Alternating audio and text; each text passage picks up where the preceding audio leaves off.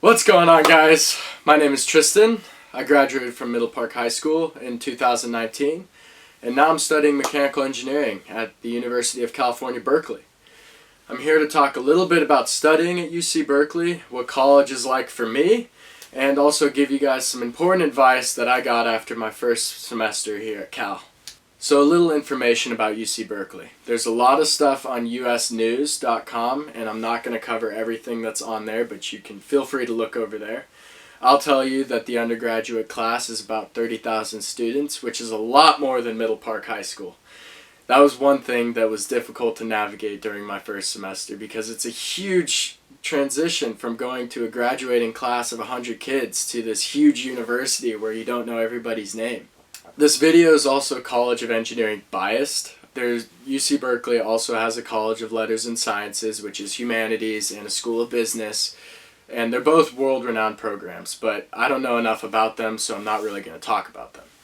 UC Berkeley is most known for their College of Chemistry and their Physics department, as well as their EECS department, which is Electrical Engineering and Computer Science. Most of the people who end up pursuing an EECS degree end up wanting to work in the tech industry in San Jose. It's also well known for research.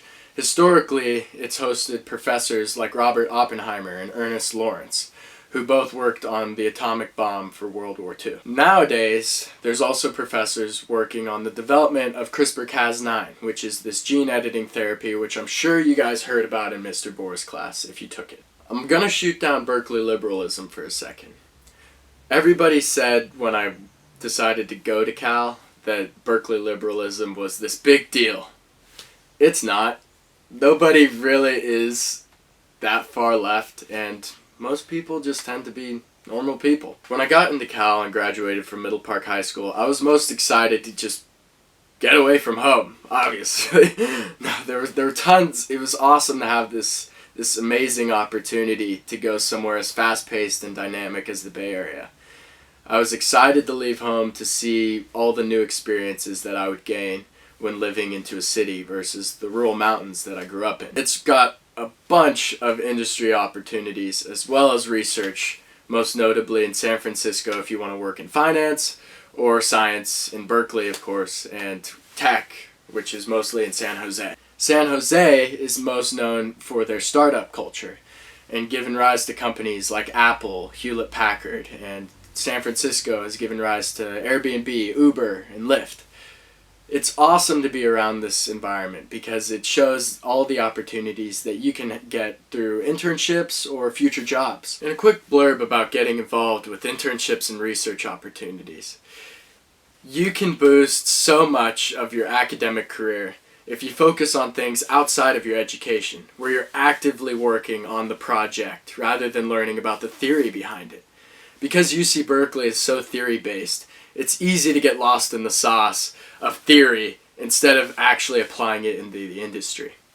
Over the summer, it's encouraged by the UC Berkeley faculty to get involved with the research and get involved with internships outside of UC Berkeley. And they host tons of opportunities to do that. The city of Berkeley, right outside of the campus, is always stirring, just like any college campus, really. There's a bunch of places to eat with impeccable dining options, but there's also a pretty big homeless crisis. While I haven't felt uncomfortable walking home after spending a portion of my night at the library, I'm just aware of my surroundings and keeping my guard. When I was picking schools, I had the choice between Cal Poly in San Luis Obispo and UC Berkeley. I chose the latter, mainly because I didn't want to follow my brother at Cal Poly, even though I love him. And I was kind of driven towards the reputation of UC Berkeley. That I'm going to shoot down for a second, because nowadays you can get your education anywhere. And regardless if you get your education online, abroad, or at a Ivy League, it doesn't matter because the knowledge is almost the same. The thing that's important is the opportunities that you're going to surround yourself with. Who are the professors that you can work with? What are the clubs that you can be a part of? And what can you put on your resume that's going to boost your employment opportunities? My first expectations when I was coming to UC Berkeley was that I would be challenged. I had no idea. But surprisingly enough, Middle Park High School does a pretty good job in preparing you for college, especially with their physics and chemistry classes. Mr. Crane does an awesome job with those notes, and I encourage you, if you're taking his classes, to save those notes because they are so valuable later on. After my first semester, I realized that courses are rigorous here. It's important to stay on top of your work because otherwise you're going to fall behind, and professors aren't constantly holding your hand to make sure you understand concepts.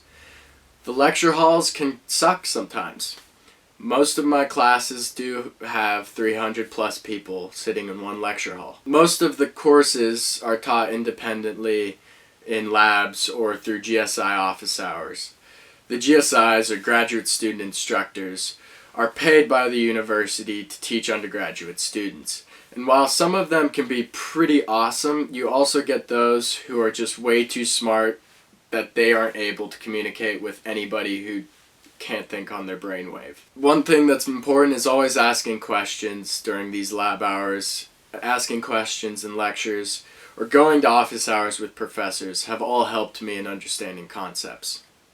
So if you're looking to pursue an engineering or science degree pathway, you should make sure that you really love physics and chemistry. Duh. You also have mathematic maturity. This is important later on when you're taking classes like calculus-based physics, which sometimes I don't even know where the numbers come from. And know how you work. That was one of the hardest things that I had to learn about myself when I got to Cal that I didn't learn in high school. I was spending an insane amount of time trying to understand concepts through the book or through online courses. It wasn't helping. My best option was to go talk to students or my professors, which was way less time consuming. And college isn't nice to procrastinators. People have this impression of college as being full of all-nighters and hard weekends and never sleeping. And that's not the case. If you don't sleep, especially in a very academically rigorous community, you're not going to do well. If you stay on top of your work, you're able to enjoy yourself and not suffer with an extreme course load. There's lots of kids who are able to balance out 5 technical courses while joining clubs. If you're looking at college essays and you're starting to look at college admissions, just make sure to set your bar high. You have no idea where you're going to get in. I had no idea I was going to get in here, and this experience has been life-changing. I know we grew up in a small community, but you're also getting the resources now to figure out what career paths you can take, regardless if it's going to technical school or a public university or private. You guys got this. And if you have any questions or you want help writing your essays, feel free to reach out to me. I'll leave my email below. I'd love to hear your feedback as well as provide any support I can. Cheers.